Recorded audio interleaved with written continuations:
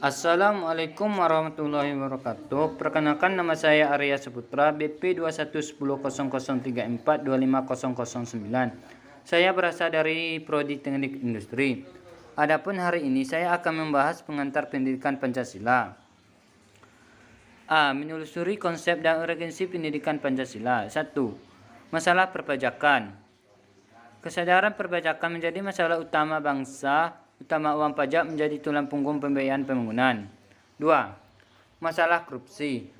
Transparansi Internasional merilis suatu korupsi di 188 negara untuk tahun 2015.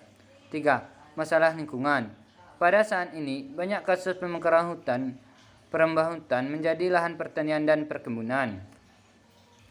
4. Masalah disintegrasi bangsa. Zaman reformasi tidak banyak berdampak positif namun juga berdampak negatif, antara lain terkikisnya rasa kesatuan dan persatuan bangsa. 5. Masalah dekandensi moral. Fenomena dekandensi moral tersebut terekspresikan dan tersosialisasikan tayang berbagai media massa yang mengkikis akhlak generasi muda. 6. Masalah narkoba. Dampak negatif dari letak geografis Indonesia dapat dilihat dari kacamata bandar narkoba. Indonesia sangat strategis hal pemasaran obat-obat terlarang. 7. Masalah penegakan hukum dan keadilan. Salah satu dari tujuan reformasi adalah mereformasi sistem hukum dan sekaligus meningkatkan kualitas penegakan hukum. 8. Masalah terorisme. Salah satu dari masalah besar yang dihadapi Indonesia saat ini adalah terorisme. B. Menanya alasan dan perilakunya pendidikan Pancasila. Pendidikan Pancasila sangat diperlukan untuk membantu karakter manusia yang profesional dan moral. Karenakan perubahan infiltrasi budaya asing bertubi-tubi menjadi masyarakat Indonesia bukan hanya terjadi dalam masalah pengetahuan dan teknologi, melainkan juga aliran mainstream dalam kehidupan bangsa. Dengan demikian, pendidikan Pancasila diharapkan dapat memperkokoh akademik mahasiswa dalam berperan dalam serta membangun pemahaman masyarakat antara lain. 1. Kesadaran gaya hidup yang sederhana, cinta produk dalam negeri. 2. Kesadaran pentingnya kelangsungan hidup generasi mendatang. 3. Kesadaran pentingnya semangat kesatuan dan persatuan, solidaritas nasional. 4. Kesadaran pentingnya kesehatan mental bangsa. 5. Kesadaran pentingnya penegakan hukum. 6. Menanamkan pentingnya kesadaran terhadap ideologi Pancasila. Kepribadian adalah mampu berpikir, bersikap nasional, rasional, dan dinamis, berpandangan luas sebagai manusia intelektual dengan cara mengantarkan manusia. 1. Agar memiliki kemampuan untuk mengambil sikap bertanggung jawab sesuai hati nuraninya. 2. Agar memiliki kemampuan untuk mengenali masalah hidup dan kesejahteraan serta cara pemecahannya. 3. Agar mampu mengenali perubahan dan perkembangan ilmu pengetahuan, teknologi, dan seni. 4. Agar mampu memaknai peristiwa sejarah dan nilai-nilai budaya bangsa untuk menggalang Indonesia. Pendidikan Pancasila sebagai bagian dari pendidikan nasional mempunyai tujuan mempersiapkan mahasiswa sebagai calon sarjana yang berkualitas, berdedikasi tinggi, dan bermartabat agar 1.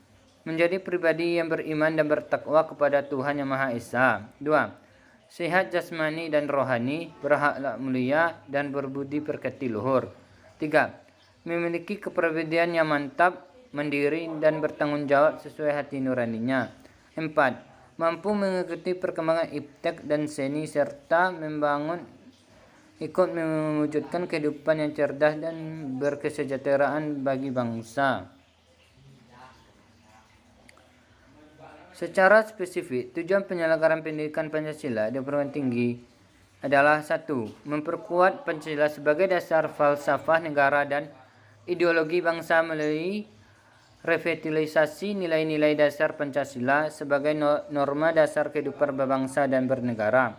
2. Memberikan pemahaman dan penghayatan atas jiwa dan nilai-nilai dasar Pancasila pada mahasiswa sebagai warga negara Republik Indonesia dan membimbing untuk dapat menerapkannya dalam kehidupan berbangsa dan bernegara. 3. Mempersiapkan mahasiswa agar mampu menganalisis dan mencari solusi terhadap berbagai persoalan kehidupan bermasyarakat, bangsa, dan bernegara melalui sistem pemikiran yang berdasarkan nilai-nilai Pancasila dan Undang-Undang Dasar Negara Republik Indonesia tahun 1945. 4. Membentuk sikap mental mahasiswa yang mampu mengapresiasi nilai-nilai ketuhanan, kemanusiaan, kecintaan kepada tanah air, dan kesatuan bangsa, serta penguatan masyarakat madani yang mendemokrasi, berkeadilan, dan serta bermartabat berlandaskan Pancasila untuk mampu berinteraksi ideologi dinamika internal dan eksternal masyarakat bangsa Indonesia. Undang-Undang Republik Indonesia Nomor 12 Tahun 2012 tentang Pendidikan Tinggi memuat penegasan tentang pentingnya dan ketentuan penyelenggaraan pendidikan Pancasila sebagaimana termaktub dalam pasal berikut. Pasal 2 menyebutkan bahwa pendidikan tinggi berdasarkan Pancasila, Undang-Undang Dasar Republik Indonesia tahun 1945, Negara Kesatuan Republik Indonesia, dan Bhinneka Tunggal Ika. 2. Pasal 35 ayat 3 menegaskan ketentuan bahwa kurikulum pendidikan tinggi sebagaimana dimaksud pada ayat 1 wajib memuat mata kuliah agama Pancasila, kewarganegaraan, dan bahasa Indonesia. C. Menggali sumber historis sosiologi politik pendidikan Pancasila. 1. Sumber historis pendidikan Pancasila. Presiden Soekarno pernah mengatakan, "Jangan sekali-sekali meninggalkan sejarah." Pernyataan tersebut dapat dimaknai bahwa sejarah mempunyai fungsi penting dalam membangun kehidupan bangsa yang lebih bijaksana di masa depan. Aplikasi pengayaan materi perkuliahan Pancasila melalui pendekatan historis adalah amat penting dan tidak boleh dianggap remeh guna mewujudkan kejayaan bangsa kemudian hari. 2. Sumber sosiologi pendidikan Pancasila. Melalui pendekatan sosiologi ini pula diharapkan dengan mengkaji struktur sosial, proses sosial, termasuk perubahan-perubahan sosial dan masalah-masalah sosial yang patut disikapi secara arif dengan menggunakan standar dengan nilai-nilai yang mengacu kepada nilai-nilai Pancasila. Nilai-nilai kenegaraan dan kemasyarakatan yang terkandung dalam sila-sila Pancasila bukan hanya konseptual seorang saja, melainkan juga hasil karya besar bangsa Indonesia sendiri yang diangkat dari nilai-nilai kultural yang dimiliki oleh bangsa Indonesia sendiri melalui proses refleksi filosofi para pendiri negara. 3. Sumber yuridis pendidikan Pancasila. Negara Republik Indonesia adalah negara hukum, dan salah satu dari ciri-ciri dan istilah yang berkuasa dan bersinonim pemerintahan berdasarkan hukum. Pancasila sebagai dasar negara merupakan landasan dan sumber dalam bentuk menyelenggarakan negara hukum tersebut. Hal tersebut pendekatan yuridis salah satu pendekatan utama dalam pengembangan dan pengayaan materi mata kuliah pendidikan Pancasila. Penegakan hukum itu hanya efektif apabila didukung oleh kesadaran hukum warga negara, terutama di kalangan intelektualnya. Kesadaran hukum tidak semata-mata mencakup hukum perdata dan pidana, tetapi juga hukum tata negara. Ketiganya membutuhkan sosialisasi yang seimbang seluruh kalangan masyarakat sehingga setiap negara mengetahui hak dan kewajiban. 4. Sumber politik pendidikan Pancasila. Salah satu sumber pengayaan materi pendidikan Pancasila berasal dari fenomena kehidupan politik bangsa Indonesia. Tujuan agar kita mampu mendiagnosa dan mampu memformulasikan saran-saran tentang upaya atau usaha mewujudkan politik yang ideal yang sesuai dengan nilai-nilai Pancasila. D. Membangun argumen tentang dinamika dan tentang pendidikan Pancasila. 1. Dinamika pendidikan Pancasila. Pada masa mula awal kemerdekaan, pembiayaan nilai-nilai tersebut dilakukan dalam bentuk pidato-pidato para tokoh bangsa dalam rapat-rapat akbar yang disiarkan melalui radio dan surat kabar. Kemudian, pada ini Juli 1947 diterbitkan sebuah buku yang berisi pidato Bung Karno tentang lahirnya Pancasila.